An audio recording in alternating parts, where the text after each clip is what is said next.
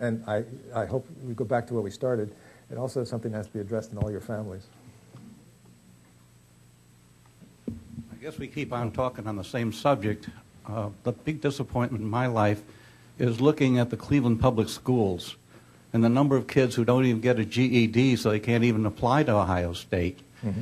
And I think in a lot of cases, instead of the flagellation of the teachers, it's because there's no incentive at home. I had a friend who had 20 years at the School of the Arts, where 98% of the kids go on to college. And when he retired, he started working in the public school system. And he said he goes into the public schools, and they look like kids from Little Orphan Annie. They have no hope. They have no joy. They don't sing. They don't skip. They don't do anything.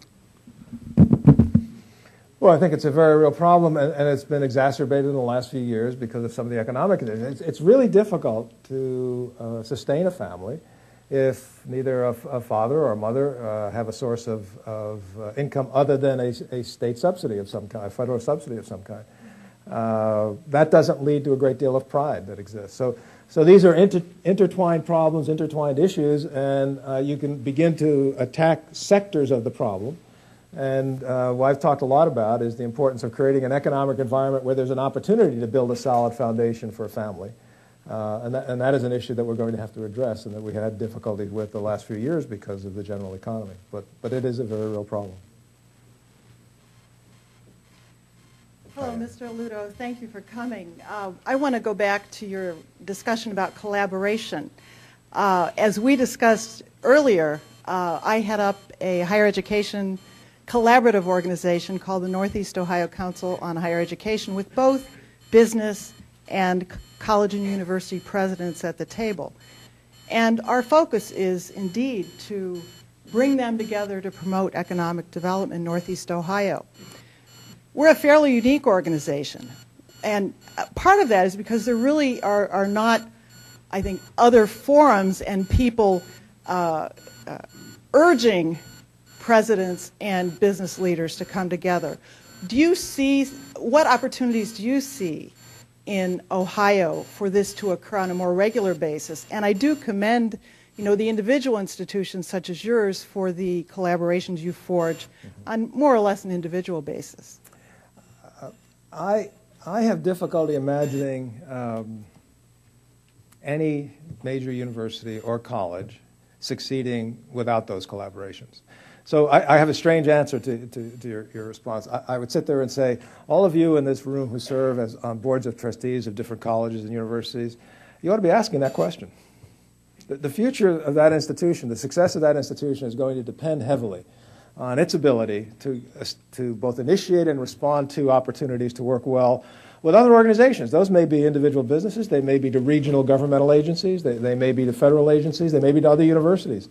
And if you don't see a pattern of that, that's where the questioning has to be raised. Now, having said that, I have to tell you, I spent a fair amount of my time at various professional organizations nationally and internationally, and it's rare that I've encountered a president who doesn't understand that.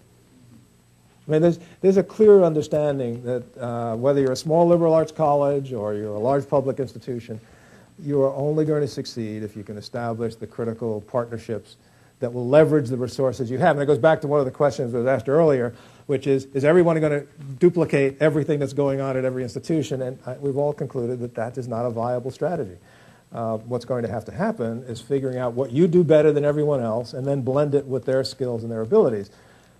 The scale of that cooperation is going to vary because some of it will be assisted by organizations such as yours. Some will be supported by organizations like the IUC for public institutions in the state, or a system if it's a state system. And the rest will just be individual institutions aligning with 2 or 3 other institutions. There just isn't any other way to succeed going forward, and it's very difficult to see a successful future for an institution that truly says it's going to be totally independent of those collaborations, because that will force them to then use resources that could be used in a very different fashion if they just leverage their own distinctive competence. Yes, I was wondering if you could make a comment about the affordability of a college education for everyone. I have some grandchildren. I'm wondering if they're going to be able to afford a college education. I mean, I go to the heart of the comments I've made. I think that's a fundamental question. But what I would say to you is the state of Ohio has a major advantage. A student who is capable of taking advantage of the opportunity of studying in higher education can find a price point. The price points vary dramatically, all the way from, I'll use Ohio State, all the way from our regional campuses, which have an access mission and a very low tuition relative to the main campus, even though our tuition is still relatively low compared to other state institutions within Ohio, and certainly when we compete on a national basis. So there is enough variation in price point now for individuals to find a way to have access to higher education, and we're all putting a great deal of money into the support, financial support for students. Ohio State, in light of what's happened to the economy, announced a campaign to raise $300 million in additional financial support for students, so that students who are bright and are capable of taking advantage of the excellence that exists in our programs can come, even if in point of fact they don't have the economic resources that are available. And that's going to happen both within the private institutions and public institutions. So it's a real issue. But I also think you have to pay attention to taking advantage of the differences that already exist in terms of how individuals can have access to higher education with different commitments of financial resources. Those opportunities are there, and it's rare that someone who really does want a higher education experience and has the ability to take advantage of that will not find a way to put together the resources that are necessary. And I have to say, for my private university colleagues, private institutions are doing just a wonderful job of doing that. It isn't just the public institutions. It's very discouraging for a parent whose kid has graduated from high school, passing all the requisite tests and what have you, to find when they enter college that they're told they have to take remedial math or remedial English. Ohio State has obviously some testing regimen by which it determines who has to take these additional training before they're really ready for college.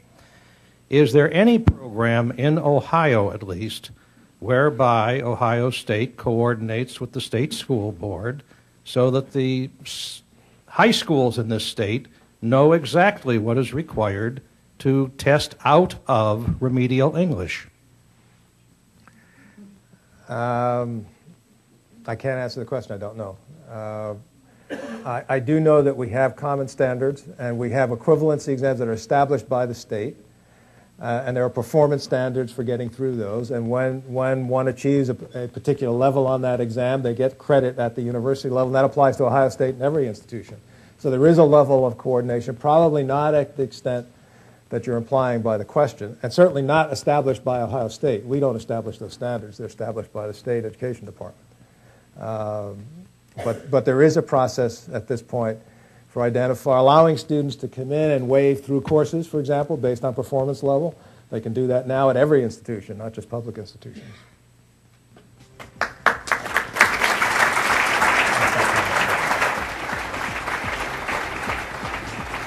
Today at the City Club of Cleveland, we have been listening to a Friday Forum featuring Joseph Alutto discussing how public education will shape the future and a historic and generational perspective. Thank you, Dr. Alutto. Thank you, ladies and gentlemen. This program is now adjourned. For information on upcoming speakers or for podcasts of the City Club, go to cityclub.org.